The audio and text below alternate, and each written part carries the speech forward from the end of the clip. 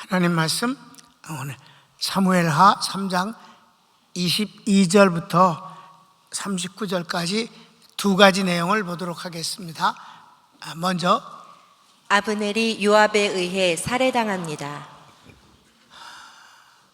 역사서를 보면은 일기를 쓰는 건 아니고 큰 사건을 기록하기 마련이고, 그 사건을 인해서 역사가 어떻게 진행되어지고 방향이 바뀌어지고 하는 것들을 이제 우리에게 보여주고 있는데, 아무리 그렇지만은 여기서 보면 사람이 태어나는 건 그렇다 치고 그 죽는 게 너무 비참하고 끔찍하고 바람직하지 못하게 일생을 마무리하는 일들이 너무 많이 보인다, 이 말입니다. 그렇게 죽어선 안 되겠잖아요. 여기 죽음의 문제가 이제 오늘도 나오는데요. 아브넬이 누구예요? 사울의 군대 장관이었어요. 호의호식했습니다. 나란 망하고 자기의 군주인 사울도 비참하게 죽었지만은 그래도 자살했지, 사울도. 근데 그래도 나란 망했는데도 아브넬은 호의호식하고 살았잖아. 그런데 이놈이 또 어떻게 돼? 사울의 아들 이스보셋을 왕으로 세워놓고, 그것도 한동안 왕을 안 세웠어요. 지가 혼자서 군대 장관이 군주도 없는 데서 왕으로 타오면서 살았어요. 근데 왕이 없으니까 분위기 이상하고, 다윗이 유대민족을 갖고 이미 왕으로 기름 부음을 받으니까 저 남쪽엔 유대 족속들이 다윗을 왕으로 세우고 있는데 이쪽은 왕도 없이 그냥 지내니까 7년이 그냥 그렇게 지낸 뒤에 이스보셋을 왕으로 세웠잖아요. 완전히 바보지 뭐. 아브넬이 눈 한번 흘기면, 아브넬이 눈 한번 흘기면 이스보셋은 꼼짝도 못하는 거지 뭐, 왕인데도. 그러면서 지내다가 아무래도 국민들의 마음이 전부 다윗으로 쏠리니까, 이러다간 나를 죽이고 통일이 되겠다, 이스보셋을 죽이는 거예요? 뭐 상관없지만 내가 죽고 내가 나를 죽이고 통일이 되면 어떻게 될까? 그러니까 어떻게 돼? 얼른 다윗에게 나라를 바치고 나 거기서 한 자리 해먹는 게 그게 또 낫겠다, 길게 가야겠다, 이렇게 해서 다윗에게 나라를 갖다 바치겠다고 하지 않습니까? 그 전에 이미 모의를 했죠, 장로들과 함께. 그럼 갖다 했더니 다윗이 그럼 좋다, 그 대신 조건부로 미갈을 데려와라. 왜? 미갈은 원래가 조강지처란 말이에요. 사울에게 계약을 이행을 함으로 말미암아 미갈을 아내로 얻은 첫 번째 아내인데, 사울이 도로 뺏어갖고 남에게 넘겨줬잖아요. 그걸 찾아오라는 건 미갈을 너무 사랑해서가 아니라 바로 자기의 정체성을 확인하고 싶기 때문이에요. 사울의 뒤를 이은 내가 2대 왕이다 하는 것을 확인하기 위해서 그 딸을 데려오라고 한 것이죠. 그랬더니 데려왔잖아요. 여기서 데려오는데 누가 그걸 허락해 줬어요? 이스보셋이 직접 해줬다니까. 오늘은 아브넬이 죽지만 다음 주에는 이스보셋이 또 죽잖아. 그러니까 이 정치라는 것, 이 더러운 정권, 이 권력을 차지하기 위해선 그저 사람 죽이는 걸 아무것도 아닌 게 여기는 것이 바로 옛날이나 지금이나 정치권이다, 이 말이에요. 그래서 이제 아브넬이 갖다 바쳤잖아, 다윗에게. 그러니까 다윗은 좋으니까 알았다, 그리고 아브넬을 평안히 돌아가게 했다, 이 말이에요. 그런데 문제가 이제 생겼어요. 요압이 전쟁을 통해서, 다른 나라와 전쟁을 통해서 승리하고 많은 전리품을 가지고 돌아와 보니까 아브넬이 나라를 다윗에게 바친다고 그러고 하고, 다윗도 그걸 좋다고 받아들이고 평안히 갔다는 거예요. 자, 1번. 다윗의 군대 장관 요압이 적군을 크게 이기고 돌아오니 그 사이에 아브넬이 다윗에게 나라를 바치고 평안히 돌아간 것을 알게 됩니다. 그 사이에 그런 일이 있었으니까. 자, 성경을 읽읍시다. 다윗의 신복들과 요압이 적군을 치고 크게 노력한 물건을 가지고 돌아오니 아브넬은 이미 보냄을 받아 평안히 갔고 다윗과 함께 헤브론에 있지 아니한 때라. 요압 및 요압과 함께한 모든 군사가 돌아오매 어떤 사람이 요압에게 말하여 이르되 넬의 아들 아브넬이 왕에게 왔더니 왕이 보내매 그가 평안히 갔나이다 하니. 그랬어요. 요압은 아브넬에 대해서 아주 원수 같은 마음을 갖고 있어요. 왜냐하면 자기 동생을 죽였잖아요, 아셀을. 근데 죽이지 않으려고 아브넬이 자꾸 따라오지 마라, 내가 널 죽이고 어떻게 네 형을 보겠냐, 따라오지 마라. 근데도 계속 따라와서 그냥 찔러 죽여버렸잖아. 그런 일이 있었어요. 이 사무엘하 2장에 보면. 그래서 2번, 요압이 다윗 왕에게 아브넬이 기회를 보려는 자라 하고 부하를 보내 아브넬을 다시 데려오지만 다윗에게는 알리지 않습니다. 그리고 아브넬을 속여 그를 칼로 죽입니다. 요압의 동생 아사엘을 죽인 것에 대한 복수입니다. 성경 본문을 읽읍시다. 요압이 왕에게 나아가 이르되 어찌하심이니이까? 아브넬이 왕에게 나아왔거늘 어찌하여 그를 보내 잘 가게 하셨나이까? 왕도 아시려니와 넬의 아들 아브넬이 온 것은 왕을 속임이라. 그가 왕이 출입하는 것을 알고 왕이 하시는 모든 것을 알려 함이니이다 하고. 이에 요압이 다윗에게서 나와 전령들을 보내 아브넬을 쫓아가게 하였더니 시라 우물가에서 그를 데리고 돌아왔으나 다윗은 알지 못하였더라. 아브넬이 헤브론으로 돌아오매 요압이 더불어 조용히 말하려는 듯이 그를 데리고 성문 안으로 들어가 거기서 배를 찔러 죽이니 이는 자기의 동생 아사엘의 피로 말미암음이더라. 두 가지예요. 하나는 개인적인 동생을 죽인 원수를 원수를 갚는다는 것이 명분이지만 실제 정치적인 명분은 따로 있어요. 이 자식이 나라를 전부 갖다가 다윗에게 바쳤으니 그 공로가 다윗 쪽에서 보면 가장 크지 않은가. 다윗이 그를 높이 써줌으로 말미암아 10개 지파의 사람들을 끌어안을 수 있는 방법이 정치적인 배려가 되는 것은 당연한 일이다 이 말이에요. 이해되십니까? 아무래도 그렇게 할 것 같아. 왜 평안히 돌을 보낸 거 보니까 그렇다. 그러면 나는 어떻게 되는 거냐? 난 다윗을 지금까지 그 고통 중에서도 사울이 죽이려고 하는 13년 동안도 옆에서 모시고 지금까지 이렇게 왔는데 이제 뭔가 될 것 같은데 이러니까 정적을 제거하는 목적이 난 더 크다고 봅니다. 작은 거는 동생을 죽인 것에 대한 원수를 갚는 것이라고 명분을 밖으로 내세우는 건 그게 좋지요. 동생이 죽은 사건을 한번 잠깐 보겠습니다. 사무엘하 2장 18절부터 시작. 그곳에 스루야의 세 아들 요압과 아비새와 아사엘이 있었는데. 그러니까 요압은 삼형제예요. 이렇게 세 개 삼형제가 있었는데 시작. 아사엘의 발은 들로루같이 빠르더라. 아사엘이 아브넬을 쫓아 달려가되 좌우로 치우치지 않고 아브넬의 뒤를 쫓으니 아브넬이 뒤를 돌아보며 이르되 아사엘아 너냐? 대답하되 나로다. 아브넬이 그에게 이르되 너는 왼쪽으로나 오른쪽으로나 가서 청년 하나를 붙잡아 그의 군복을 빼앗으라 하되 아사엘이 그렇게 하기를 원하지 아니하고 그의 뒤를 쫓음에 아브넬이 다시 아사엘에게 이르되 너는 나 쫓기를 그치라. 내가 너를 쳐서 땅에 엎드러지게 할 까닭이 무엇이냐? 그렇게 하면 내가 어떻게 내 형 요압을 대면하겠느냐 하되 그가 물러가기를 거절하매 아브넬이 창 뒤 끝으로 그의 배를 찌르니 창이 그의 등을 꿰뚫고 나간지라. 곧 그곳에 엎드러져 죽음에 아사엘이 엎드러져 죽은 곳에 이르는 자마다 머물러 섰더라. 그래서 막내 동생이 이렇게 요압의 막내 동생이 죽었어요. 아브넬에게. 그렇지만 아브넬을 죽일 의사가 전혀 없었단 말이에요. 그래도 뭐 자초한 거지 뭐. 그래서 죽게 됐는데 그런 사정을 다 알지만 이것은 그러니까 동생을 죽인 원수는 원수니까 그렇다 치지만 더 큰 것은 정치적인 것이 더 컸을 것이라고 나는 생각한다, 이 말입니다. 그러면 3번.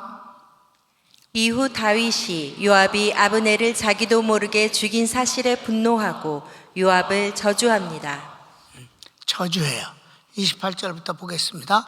그 후에 다윗이 듣고 이르되 내레 아들 아브넬의 피에 대하여 나와 내 나라는 여호와 앞에 영원히 무죄하니 그 죄가 요압의 머리와 그의 아버지의 온 집으로 돌아갈지어다. 또 요압의 집에서 백탁병자나 나병 환자나 지팡이를 의지하는 자나 칼에 죽는 자나 양식이 떨어진 자가 끊어지지 아니할지로다 하니라. 요압과 그의 동생 아비새가 아브넬을 죽인 것은 그가 기브온 전쟁에서 자기 동생 아사엘을 죽인 까닭이었더라. 다시 한번 나온 건데, 다윗이 이렇게 요압을 아주 맹렬하게 저주를 했어요. 이걸 보면은 다윗은 아브넬을 통해서 앞으로 전체의 나라의 왕이 돼서 정치를, 국가를 잘 이루어내거든, 좋은 나라를 세우고자 하는 꿈이 있었던 것은 사실입니다. 그러니까 다윗이 전쟁을 했으면 벌써 이길 수도 있지만 같은 민족에 죽이고 싶지 않아서 7년간을 왕도 없는 그 나라를 치지 않았다, 이 말입니다. 큰 전쟁을 하지 않았어요. 통일 전쟁을 하지 않았어요. 잦은 전쟁은 많이 있었어요. 그러면 언제든지 다윗 쪽이 이겨요. 다윗 쪽이 이기는 것을 보면 크게 한번 해버리면 될 텐데도 불구하고 많은 사상자를 내길 원치 않으니까 기도하면서 하나님께서 좋은 통일을 이루기를 원했고, 마침내 아브넬이 그 일을 하겠다고 했고 다 이루어지는 것 같았는데 이렇게 요압이 그를 찔러 죽여버렸으니 사람들이 뭐라고 하겠는가? 다윗이 아브넬을 죽였다고 하지 않겠는가? 이러니까 아주 난감해진 거예요. 거기에 대해서 다윗은요, 지혜를 발휘하긴 해도 뒷구녕에서 아주 못되게 어떤 부정적인 방법으로 이익을 추구하는 일은 하지 않아요, 원래가. 그래서 사울도 죽이지 않았던 거예요. 죽일 수 있는 기회가 여러 번 있었음에도 불구하고 무엇을 도모하되 그렇게 야비하고 거짓과 수수르다 해서 뭘 취득한다 해서 결과가 좋은 일은 없는 것입니다. 그러니까 이 요압이 그런 머리를 쓰고선 그것도 몰래 죽였잖아. 다시 오소서, 할 말이 있습니다. 나도 얼굴도 안 보고 그냥 가서야 되겠습니까? 나 요압입니다. 내가 전쟁하고 왔더니 왔다 가셨다는데 한번 얼굴이나 보고 가시죠. 그랬더니 아브넬이 그럴까? 그러고 왔더니 뭐 얘기 좀 하려고 그런 줄 알고 가만히 귀 좀 이렇게 내, 귀 좀 푹 찔러. 다윗이 아브넬을 장사합니다. 이제 아브넬이 죽었어요. 다윗이 여기서 물론 꾸며낸 마음은 아니에요. 진실된 마음이지만 그래도 백성들의 마음을 이때 전체 삽니다. 오히려 아주 부정적인 어려운 일이 생긴 것을 자기에게는 크게 긍정적으로 만들어내요. 근데 그게 술수가 아니고 속임수가 아니라 진정성으로 그걸 만들어내는 것입니다. 이게 바로 지혜입니다. 한번 봅시다, 어떻게 하는지. 다윗이 이제 아브넬을 장사하는데 1번. 다윗이 아브넬의 죽음을 애통하고 애가를 지어 공포하니 백성들이 함께 울고 다윗을 위하여 음식을 전할 때 그가 거절하니 백성들이 다윗을 사랑하고 그의 결정을 따릅니다. 자그마한 처신이에요. 그가 아브넬을 위해서 애가를 불러서 전 국민에게 공포를 했습니다.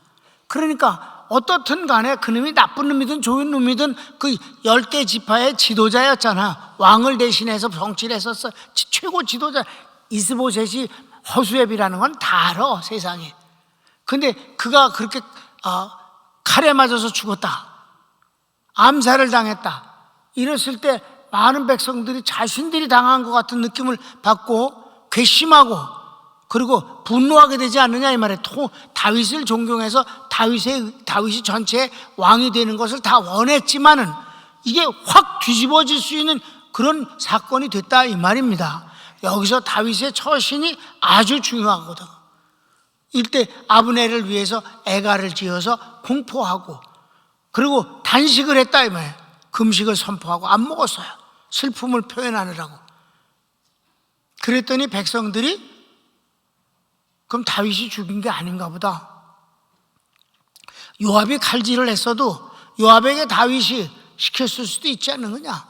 그렇다면 그건 다윗이 죽인 건데 이게 어떻게 된 건가? 라고 궁금해하는데 다윗이 그렇게 애가를 지어서 부르고, 그리고 그가 그를 위해서 아브넬의 죽음을 슬퍼해서 백성들과 같이 슬픔을 나누겠다고 하면서 음식을 안 먹으니까 오히려 백성들이 그러면 안 됩니다, 어서 드십시오. 그랬더니 내가 거절한다, 내가 이 장례가 다 끝날 때까지 난 먹지 않는다 라고 먹지 않으니까 오히려 그저 적극적이지 않았고 뭐 반대도 안 했지만은 그저 그렇게 여겼던 모든 백성들이 한꺼번에 다윗에게로 마음이 쏠려서 다윗은 정말 위대한 사람이 아니냐라고 그를 따르고 그의 결정을 무조건 받아들인다 이 말이고, 한술 더 나가서 그를 사랑하게 된다. 여러분, 이게 처신이라는 게 중요하잖아요. 근데 처신에서 가장 중요한 건 뭐예요? 진실성이지. 자, 성경을 읽읍시다. 길어요. 다윗이 요압과 및 자기와 함께 있는 모든 백성에게 이르되 너희는 옷을 찢고 굵은 배를 띠고 아브넬 앞에서 애도하라 하니라. 다윗 왕이 상여를 따라가 아브넬을 헤브론에 장사하고 아브넬의 무덤에서 왕이 소리를 높여 울고 백성도 다 우니라. 왕이 아브넬을 위하여 애가를 지어 이르되 아브넬의 죽음이 어찌하여 미련한 주의 죽음 같은고, 내 손이 결박되지 아니하였고 내 발이 착고에 채이지 아니하였거늘 불의한 자식의 앞에 엎드러짐 같이 내가 엎드러졌도다 하매 온 백성이 다시 그를 슬퍼하며 우니라. 석양에 뭇 백성이 나와 다윗에게 음식을 권하니 다윗이 맹세하여 이르되 만일 내가 해지기 전에 떡이나 다른 모든 것을 맛보면 하나님이 내게 벌 위에 벌을 내리심이 마땅하니라 하매 온 백성이 보고 기뻐하며 왕이 무슨 일을 하든지 무리가 다 기뻐하므로. 그렇게 됐어요. 그러니까 자그마한 한 가지, 그 장례 치르는 일이 어려운 일 아니에요. 오래 가는 것도 아니에요. 그거를 잘 함으로 온 백성의 마음을 얻었다는 것이지. 다윗은 이거 하나로 통일 왕국의 왕이 되지 않느냐 이 말이에요. 중요한 일이다. 지혜로운 것이 얼마나 중요한가. 알랑방굴 끼거나 아첨하는 것이 중요한 게 아니에요. 지혜가 중요하다. 그 지혜의 가장 1번은 진실함이다. 진실하면 표현이 어떠하든지 다 통하는 거예요. 진실이 제일 중요하다. 여러분, 연극을 잘하면 배우가 대통령 되게 진실이 중요하지. 그러니까 진실하지 않으면 아무리 권력을 가졌어도 맨 마지막은 비참하게 자기 목숨 하나를 자기가 결정하지 못하고 남에 의해서 죽게 되어지는 것은 비참함이 아니겠느냐. 마지막 2번. 백성들이 아브넬을 죽인 자가 다윗이 아님을 알게 되고 다윗이 왕이나 왕을 속이고 아브넬을 죽인 아합의 형제들을 제어하지 못하고 오직 하나님께 의지함도 인식합니다. 다윗이 그럼 이 아브넬을 누가 죽였느냐? 다윗은 아무 상관이 없구나. 요압이 그렇게 죽였구나. 그 자기 형을 죽인 것 때문에 또 아까 얘기했듯이 앞으로 아브넬이 자기의 정적이 될 것을 알고 미리 제거해버리는 것이 틀림없다라고 생각을 하면서 다윗에 대한 부정적인 것을 싹 지워버렸다 이 말이에요. 그러니까 긍정적인 것은 더 극대화시키고 부정적인 것은 싹 지워버리면 이건 이제 끝나는 거지. 이건 앞으로도 문제가 발생되지 않는다 이 말이에요. 싹수가 정리됐다. 거기다 이제 마무리를 이제 다윗이 합니다. 그게 중요하지. 자, 그래서 37부터 39절을 보면 성경을 읽읍시다. 이날에야 온 백성과 온 이스라엘이 넬의 아들 아브넬을 죽인 것이 왕이 한 것이 아닌 줄을 아니라. 왕이 그의 신복에게 이르되 오늘 이스라엘의 지도자요 큰 인물이 죽은 것을 알지 못하느냐. 내가 기름 부음을 받은 왕이 되었으나 오늘 약하여서 스루야의 아들인 이 사람들을 제어하기가 너무 어려우니 여호와는 악행한 자에게 그 악한 대로 갚으실지로다 하니라. 아멘. 여기서 다윗이요 지혜로운 것이 요압의 이름을 처음부터 끝까지 말하지 않아요. 수르야의 아들들이라고만 그래요. 삼형제 중에 하나는 죽었고 아사엘은 죽었고 이 두 아들이 있는데 내가 왕이지만 그들을 마음대로 할 수가 없다. 이게 아주 약한 코스프레를 쳐. 이게 그럼 이제 어떻게 하냐? 앞으로 백성들이 그를 죽여주지. 응? 요압도 낭중해요. 오래오래 살아. 요압도 오래오래 사는데 요압도 낭중에는 다윗을 배신해. 그래갖고 그도 비참하게 죽습니다만은. 그러니까 여러분 심는 대로 거두는 거야. 돌고 도는 거지 뭐. 돌고 돈다. 악함을 통해서 이득을 구하지 말라. 당장 이득을 구해도 그 악함의 결실을 너는 반드시 내 입에 들어가게 돼 있다. 가능한 한 우리는 그저 가능하면 선을 행하되 끝까지 이익을 남기는 자가 되면은 축복을 받습니다.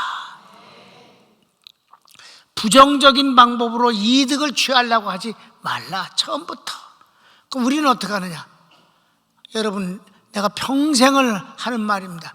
교인들한테 가서 항상 축복할 때 보는 성경 구절입니다. 너희 안에 착한 일을 시작하신, 곧 너희 안에 이익을 남기신 하나님이 예수 그리스도가 오시는 그날까지 다 이루실 것을 우리는 확신하노라. 어디에서든지 누구에게든지 이익을 남기는 사람이 되라. 나는 군대를 가는 사람에게도 너 그 군대 가서도 국가의 이익을 남기는 사람이 되겠다는 마음을 품고 가거라. 오늘 취직한 사람에게도 너 취직했으니까 그 회사에 이익을 남기는 사람이 되게 해달라고 그래라. 여기서 내 이익을 줘야지, 내 이익을 줘야지 그러지 말라. 회사에 이익을 남기는 사람이 되게 해달라고 기도하고 실제 그렇게 하라. 그러면 그건 반드시 알려지게 되어 있다. 그건 여러분 숨길 수가 없는 거예요. 이익을 남기는 사람이 되면 절대 부끄럽고 비참한 결과는 암만 원해도 오지 않습니다. 반드시 아름답게 되는 것입니다. 그 마지막 다윗이 약간 그 약한 코스프레가 좀 웃기긴 해. 약간 웃겨. 그래도 뭐 정치인들은 또 뭐 그런 게 또 필요할 수도 있는 거지 뭐. 그러니까 내가 이렇게 약한데 내가 어쩌냐. 뭐 내가 저 요압을 죽일 수도 없고 어떻게 하면 좋으냐. 나 그냥 슬픔뿐이고 하나님이 그저 알아서 해주시기를 맡길 뿐이다. 그런데 아까 저주할 때 보면 무섭게 하잖아. 저렇게 저주하다 칼 맞아 죽을 것 같으잖아. 아니 자식 새끼들이 계속 문댕이도 나오고 뭐 별거 다 나오라고 막 불구자 나오고 막 그러라고. 그런 저주가 어딨어.